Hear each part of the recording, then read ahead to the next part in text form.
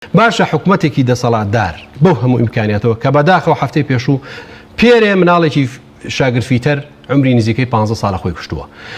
هەفتەی پێشوو پیاوێکی بە تەمەنی 6 ساڵی بەرچاوی ئەو خەڵکەوە دەبێ بەنزینی کروێ بەخۆی لە باخی گشتی خەڵکیش ئاوا سێرەکە نازای چی بکە. ئەم حکوومەتە مووی گرژ بوو بەمبە بێتاقەت بوو بیری لەوە کردەوە هۆکاری ئەمە چیە کە بە ئەمە بەردەوامە ئەم پرۆسی خۆکوشتنە ئەوەیەکەوە کە یعلام باسێکە داهاتی حکوومەتیش بەڵێ ئێستا تازە بە تازە ئێمە 45 ڕۆژە معاش نەدراوە چکە ئاخر معاش کە من حەزەکەم ئەوەش لێرە باسکەم 25 معاش درراوە بە خانە نشینان کە ئەم شەریحەیە من کوبترین شەریحەی ئەم وڵاتەیە بەداخەوە 40 تا 50 ساڵ خزمەتی ئەم وڵاتیان کردووە لە فەرمانبەرەکان و خزمەتی ئەم میلەتیان کردووە ئەوەی حسابیان بۆ ناکام حکوومەتە ئەوانن خوا جێگەی ئەسف نییە باشە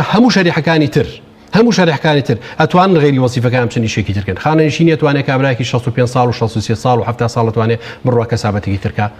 خستونیانەتە ئەخیر کەس شەریحەوە بە حیاتی هیچ کاتێک و هیچ قۆناغیام حکومەتە بەری لەوە نەکردوتەوە خانە نشین کا بە شەریحە یەکەم و پارێباتە حرمەتی لێ بگرێ حرمەتی ڕیشە سپێ بگرێ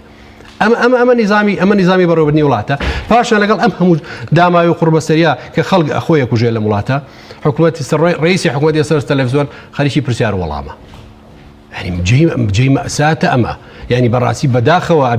ئەبێ مؤسساتی ئەم وڵاتە لە ئاست ئەم هەموو تەنگژە گەورانە لەسەر ئەم هەموو قەیرانە گەورەیە کە هەیە لە وڵاتە بوەستێ مووی گرژ بێ